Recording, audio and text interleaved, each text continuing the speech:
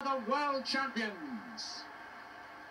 So Geoff, it's an honour to sit down with you and talk about your new book, Last Boy of '66, all about the World Cup winning legendary England team. Why did you decide to write this one now? I'm interested in talking about the players because they were so close. It wasn't just the football, of course, it was the togetherness, and that was one of the elements of the success, the closeness and togetherness of that team. Let's go back to 1966 when you're at a World Cup final, but going into that, you're actually a sub. Did you think going into that World Cup, right, I'm actually going to be playing? I'm sitting on the bench in the World Cup and I was just happy to be in the 22 players. Yeah. I always joke I was competing for my place against those two very average players, Jimmy Greaves from Spurs and Roger Hunt from Liverpool. So I didn't think I'd play. But what is important, I was ready. And when my chance came, of course, I took it.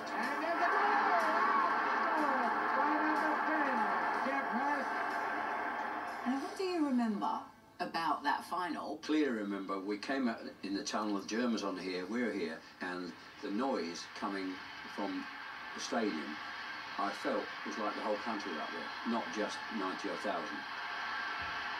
Like a backdraft of a fire coming back down the tunnel.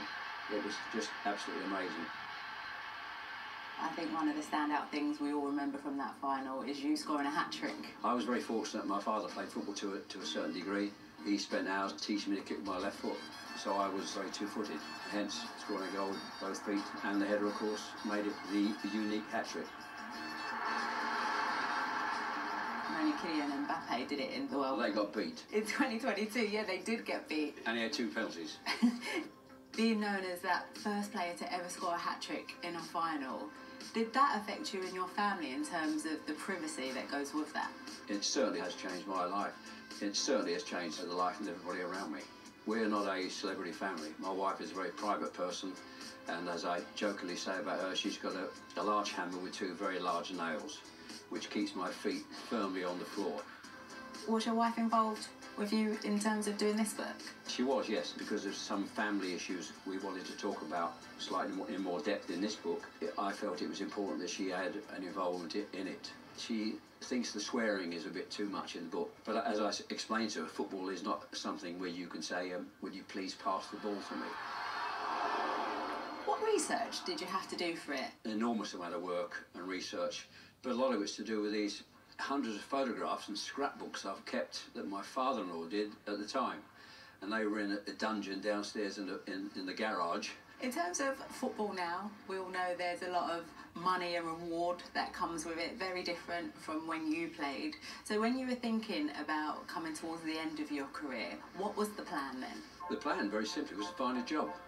Simple as that. Is it true you sold insurance? Yes. You did? Yes. Used to knock on doors.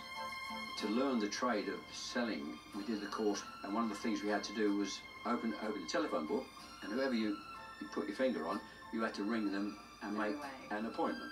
A woman answered the phone. I said, hello, but my name's Geoff Hurst, I'm from Abbey Life. She said, I'm sorry, I don't deal with this. My husband deals with all this side of it. And her husband said, my wife tells me you're Geoff Hurst. I said, that's correct. He said, if you're Geoff Hurst, my name's Marilyn Monroe. I'm sure there's a lot of stories in the book. You've actually said that watching the Lionesses win the Euros and beat Germany 2-1 was more exciting than playing in the World Cup final in 1966. I think it was. I think when you're watching something, you become far more excited than you're actually down there participating in the sport.